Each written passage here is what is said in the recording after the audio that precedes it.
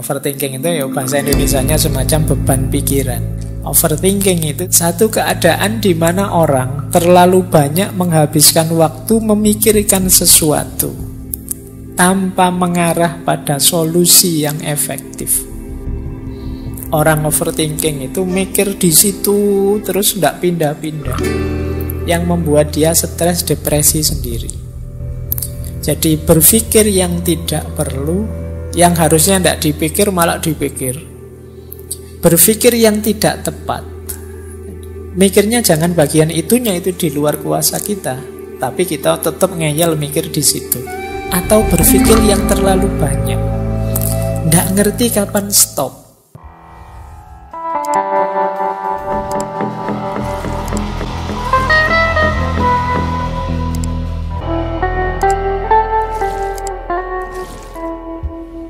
Assalamualaikum warahmatullahi wabarakatuh.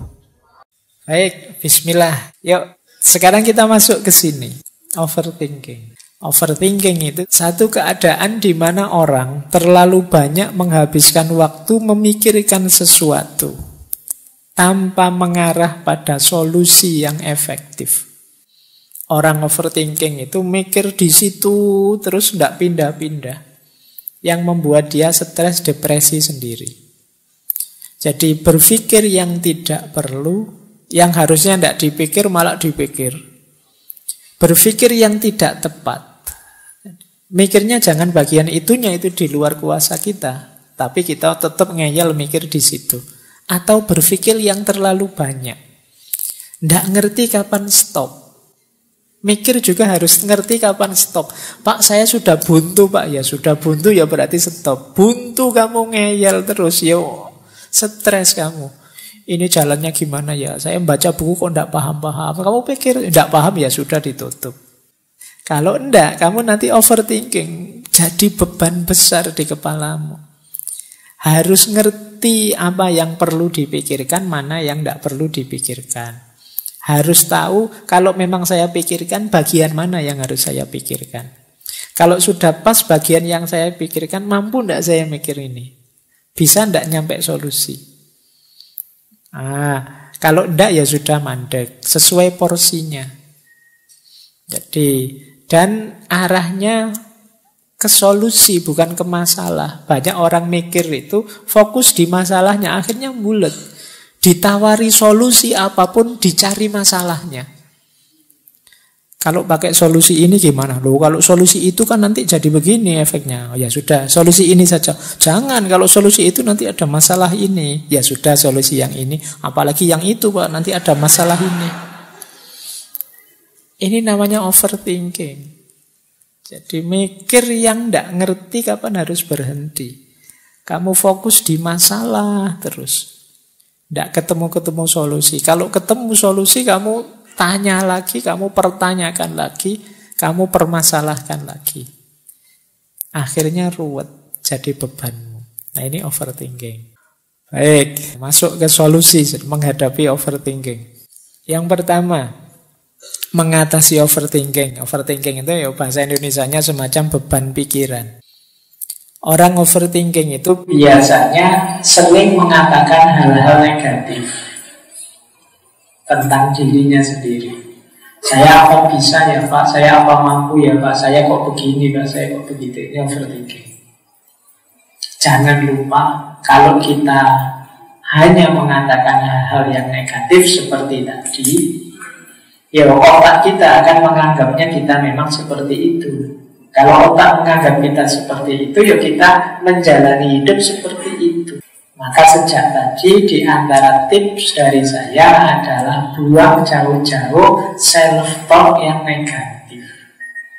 Kalian semua itu istimewa. Jadi tidak ada yang tidak istimewa. Setiap orang itu istimewa. Hanya saja ada yang kurang memahami dirinya atau tidak mau memahami dirinya atau terlalu banyak melihat diri secara negatif. Tadi sudah ada caranya ya untuk mewujudkan hal yang positif. Yang kedua, orang overthinking itu biasanya cara berpikirnya seandainya atau seharusnya. Seandainya kemarin saya begini, seandainya kemarin saya begitu, harusnya saya kemarin begini. Kok coba zaman SMA dulu saya agresif dikit saja, mungkin ya sekarang sudah dapat lah. Aku menyesal kemarin kok yang begitu. Orang seandainya atau orang yang berpikir seharusnya itu orang yang tidak rela dengan yang terjadi kemarin. Padahal peristiwanya sudah berlalu. Kita tidak dapat mengubah masa lalu. Bahkan sedetik yang lalu itu tidak bisa kita ubah, sudah lewat. Kalau kamu seandainya sekian puluh kali pun, ya yang sudah lewat. Kecuali kamu main film Avengers terus balik ke masa lalu. Jadi yang normalnya yang sudah lalu yang berlalu. Kita pakai seandainya 1000 kali pun yang sudah lewat tidak akan kembali lagi. Maka ayo, kuncinya apa? Relakan yang sudah lewat, sepahit apapun itu. Yang bisa kita lakukan apa? Ambil pelajaran. Oh ternyata saya menyesal Pak, dulu zaman SMA saya itu terlalu pendiam. Oh berarti sekarang saya jangan terlalu pendiam deh. Nah, ini mengambil pelajaran dari dulu. Saya rugi Pak ya dulu. Pernah ada yang mendekat-dekat Pak, saya cuek ya. Oh berarti besok ambil pelajaran itu jangan cuek lagi. Nah, ini namanya ada manfaatnya masa lalu. Tidak hanya disesali tapi diambil pelajaran. Jadi relakan yang sudah terjadi, ambil pelajaran untuk masa depan. Ya kadang-kadang memang ditengok masa lalu itu biar tidak masuk ke lubang yang sama. Dulu di filsafat sejarah saya jelaskan ada ilustrasi masa lalu atau sejarah itu seperti spion. Jadi spion itu kan kecil saja, jangan besar-besar. Kalau spion sangat besar, kamu tidak bisa jalan maju nanti. Terlalu fokus pada masa lalu, itu kan spionnya terlalu besar. Kamu fokus di belakang terus, akhirnya kamu tidak maju-maju. Spion itu kecil saja, kamu jalan ke depan. Sekali-sekali dilirik. Jadi biar kamu selamat kan lihat spion sekali-sekali. Dan jangan lihat spion terus, naik motor lihat spion terus ya. Jadi masa lalu jadi pelajaran. Jangan masa lalu jadi beban. Baik, lanjut. Untuk mengatasi overthinking, kadang-kadang penting kita kenali ketakutan-ketakutan kita. Orang overthinking itu sering punya ketakutan-ketakutan yang tidak masuk akal. Karena pikiran-pikirannya sendiri, bayangan-bayangannya sendiri. Itu ada quotes dari Marcus Aurelius itu yang dulu waktu Stoik pernah kita kutip. Kita itu lebih sering menderita karena bayangan kita dibandingkan oleh kenyataannya. Padahal dialami langsung biasa-biasa saja, tapi sebelum ngalami itu pikiran kita, wah jangan-jangan begini, jangan-jangan begitu. Kayak orang vaksin itu. Aku sebelum disuntik kan, aduh sudah mengeluh dulu sakit ini nanti, aduh gitu. Begitu disuntik terus ya sudah selesai.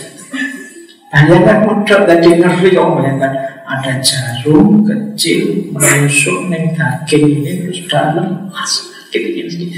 Kamu belum disuntik sudah meringis-meringis. Itu namanya menderita dalam imajinasi. Bayanganmu saja. Nah, maka apa? Jalani saja.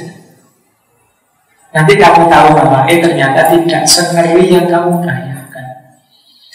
Saya ingin sih Pak menikah, tapi apa bisa ya membahagiakan pasangan saya? Apa bisa saya membuat dia rela dengan saya? Apa bisa ketahuan mikirin nikah saja? Nah, nanti kamu tahu caranya, guys. Jadi, kalau ada masalah Pak, diselesaikan sambil jalan. Kalau bisa, tidak bisa sambil jalan Pak, ya sambil tidur. Jadi kita itu sering hanya tersiksa oleh bayangan-bayangan pikir. Ayolah, jangan terlalu banyak overthinking. Berpikir itu bagus, tapi overthinking jangan. Jadi ayo dikenali ketakutan-ketakutan kita, kemudian dilampaui. Cara melampaui paling mudah apa? Segera diputuskan, ambil tindakan. Jadi biar nggak terlalu banyak bahas. Kayak di organisasi itu biasanya semua mengenai rapat, apa-apa dibahas, panjang lebar di rapat. Padahal eksekusinya ya begitu-begitu saja. Cuma rapatnya bertele-tele, kadang-kadang rapat nggak ada keputusan. Keputusan rapat ini adalah kita rapat lagi gitu. Banyak yang seperti itu lagi. Ayolah, eksekusi lah lebih penting. Nah, biar tidak terlalu jadi beban pikiran. Baik, lanjut. Ya, kalau ini sudah banyak dijelaskan. Ayo menikmati saat ini. Orang yang overthinking itu biasanya terjebak di masa lalu atau ketakutan akan masa depan. Lupa bahwa masa kini itu indah. Banyak hal bisa dinikmati kok. Fokus pada yang ada di hadapan kita sekarang. Baik, nah kalau ini tadi sudah dijelaskan, mengatasi overthinking antara lain juga adalah fokus pada yang bisa dikontrol. Kalau yang nggak bisa dikontrol ya sudah, pasrahkan saja pada Tuhan. Di luar kuasa kita, pikirannya orang lain, tanggapannya orang lain, situasi yang jauh di luar kendali kita, itu ya udah bisa kita kontrol. Kalau kita menggelisahkan itu, ya kita akan stres sendiri. Gimana ya Pak? Caranya mengubah agar dunia ini tidak terjebak oleh alat-alat digital. Terlalu besar kamu mikir dunia, kalau kamu mikir lulus semester depan. Yang dalam kontrol itu saja, jangan mikir gede, terlalu jauh, terlalu besar. Fokus yang bisa kamu kontrol saja, sekitar-sekitarmu, duniamu sendiri yang kecil kamu bereskan. Mikirnya terlalu besar, ya nanti kamu jadi overthinking. Pak, saya ingin mengubah Indonesia ini 5 tahun lagi jadi negara yang royong, kamu kuliah tidak lulus-lulus. Bereskan dirimu dulu. Iya, yang bisa kamu kontrol. Biar kamu tidak overthinking, nanti kamu stres dewe. Mau hidup cuma sekali, isinya kok stres terus gak ada enak. Jadi nanti kalau kamu dihisap sama Allah, ditanya kamu tak beri nikmat sebanyak itu, kamu buat apa? Saya stres ya Allah. Itu kan gak enak. Kamu dianggap gak bersyukur kan? Baik, saya tambah dirty mind, pikiran kotor. Ini ya, anak-anak muda ini kan sering bersentuhan dengan ini, sesuatu yang membuat pikiran keruh, kotor. Bukan berarti ini tidak penting, tapi ada yang tidak boleh atau ada yang belum saatnya. Nah, pikiran-pikiran kotor ini mempengaruhi kita. Agar kita tidak terjebak di pikiran-pikiran yang kotor, ayo digusur pikiran ini. Orang Jawa menyebutnya utek ngeres. Pikirannya gitu-gitu dulu. Kalau utek itu ngeres, pikiran itu kotor, ya seperti saya bilang kacamata tadi dulu, melihat kemana-mana, ya bayangannya orientasinya ke situ. Tidak peduli situasi apa yang dibunyikan itu. Nah, untuk menggusur pikiran yang kotor ini, pertama ayo dikenali dan dihindari pemicunya. Aku itu biasanya terjebak di situ, hal-hal yang tidak bersih itu lewat jalur apa? Oh iya Pak, saya kalau buka medsos yang ini itu loh, buka situs ini itu sering ditawari gitu-gitu. Penasaran ya Pak, kamu malah penasaran. Kenali terus hindari. Penasaran tidak apa-apa, tapi terus di rem. Anda tidak apa-apa lah.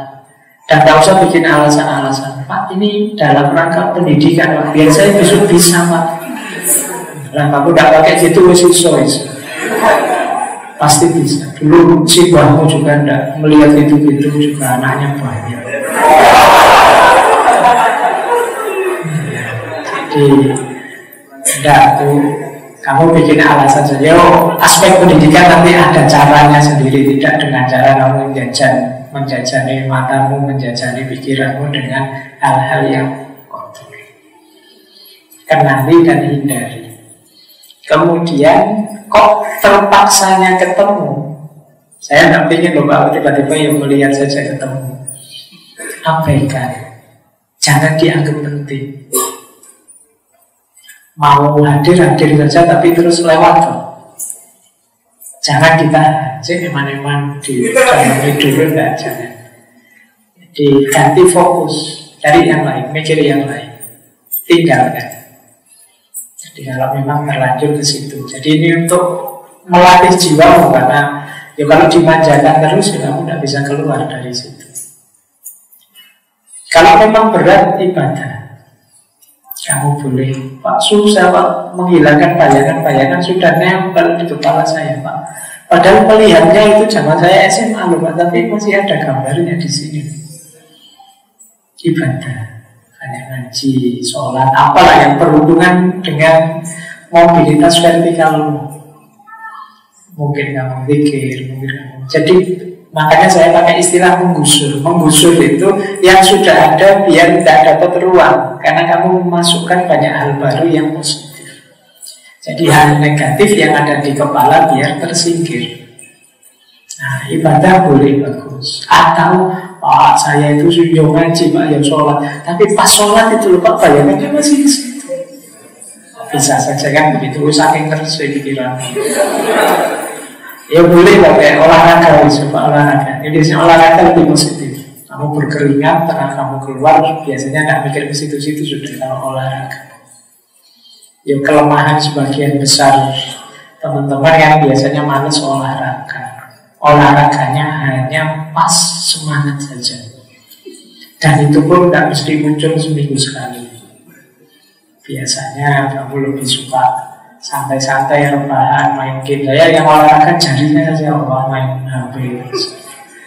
Coba berkeringatlah untuk menggusur ini pikiran-pikiran kotor ini. Mungkin kamu lari, ya, kalau kamu bulu tangkis atau sepak bola itu, kamu sudah tidak mikir ke situ sudah.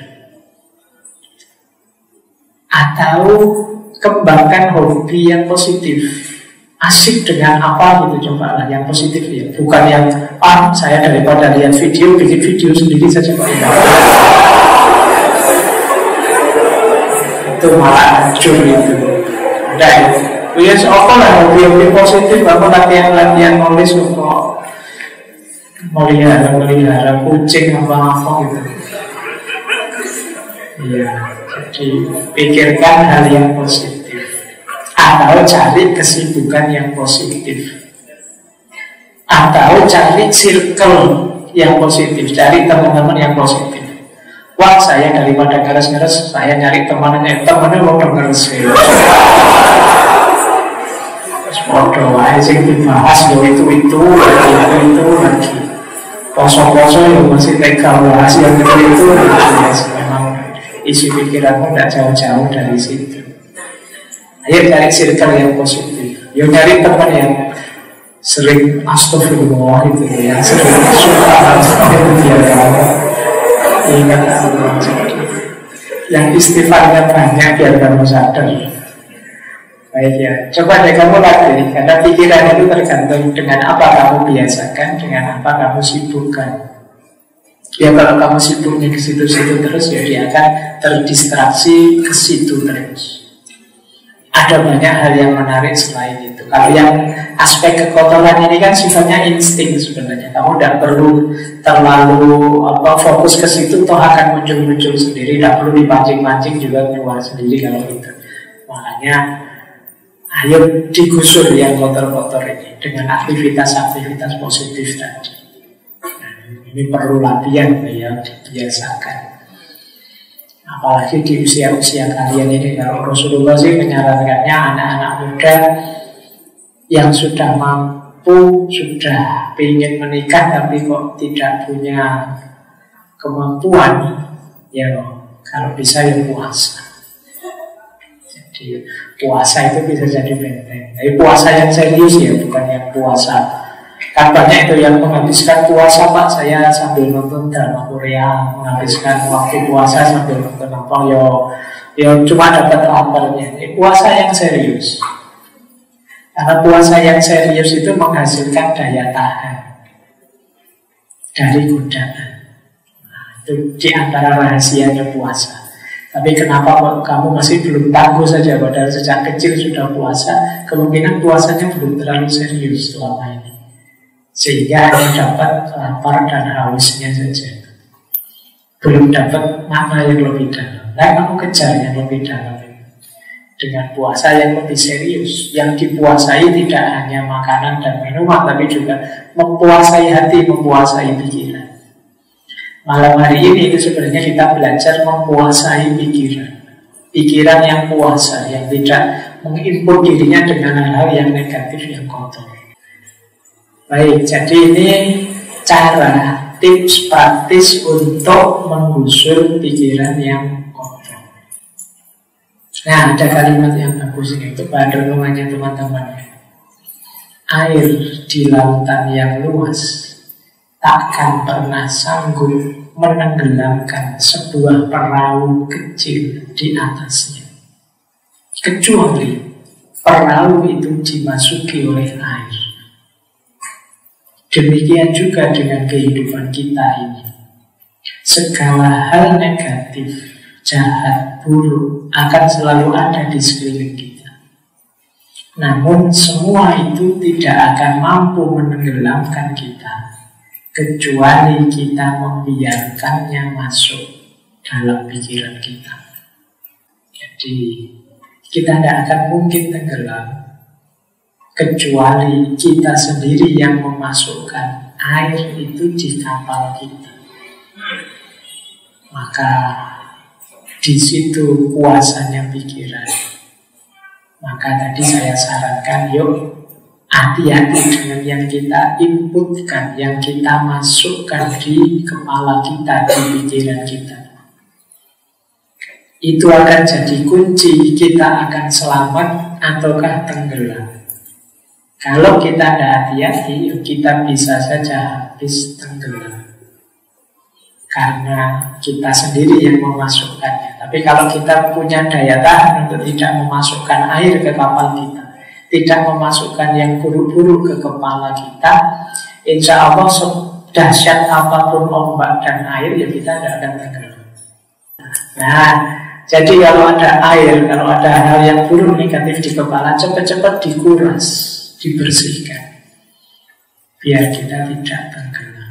Ada quotes bagus untuk menutup sesi kita malam hari ini. Yang pertama, mari jadi orang yang berani meminta maaf. Yang kedua, mari jadi orang yang tangguh, yang mau memaafkan. Yang ketiga, mari jadi orang yang bisa melupakan yang kemarin-kemarin sudah terjadi, yang membebani pikiran kita, baik dalam bentuk pikiran negatif, beban berlebih, overthinking, maupun pikiran-pikiran kotor. Mari kita buang, kita lupakan. Itu akan jadi jalan kebahagiaan kita. Yang pertama minta maaf adalah yang paling berani. Yang pertama memaafkan adalah yang paling kuat. Yang pertama melupakan adalah yang paling bahagia. Orang yang tidak mau atau tidak sanggup minta maaf, ini orang pengecut. Dia tahu salah kok tidak mau minta maaf. Maka orang yang pertama kali minta maaf adalah orang yang paling berani. Tidak sederhana minta maaf itu. Tapi sebaliknya juga begitu. Orang yang pertama memaafkan, dialah yang paling kuat. Karena memaafkan jauh lebih berat dibandingkan minta maaf. Nah, tapi ada lagi yang lebih berat. Apa? Melupakan yang sudah terjadi sebelumnya. Melupakan ini kan yang jadi beban pikiran. Membersihkan pikiran itu kan membuang, melupakan segala hal yang negatif sebelumnya terjadi. Orang yang bisa melupakan, dia akan jadi yang paling bahagia. Tapi orang yang sulit melupakan apapun yang terjadi kemarin-kemarin, diingat-ingat terus. Apalagi dicari terus jejak digitalnya. Nah, sekarang kan begitu modelnya, ya kamu akan sulit bahagia. Untuk bisa bahagia, kamu harus punya daya melupakan. Ya bukan berarti melupakan itu tidak ingat semuanya, tapi membypass, melampaui hal-hal yang kemarin sudah terjadi, relakanlah. Maka kita akan bahagia. Baik, saya kira itu untuk malam hari ini. Kurang lebihnya mohon maaf. Wallahul muwaffiq, wallahu a'lam bishawab. Wassalamualaikum warahmatullahi wabarakatuh.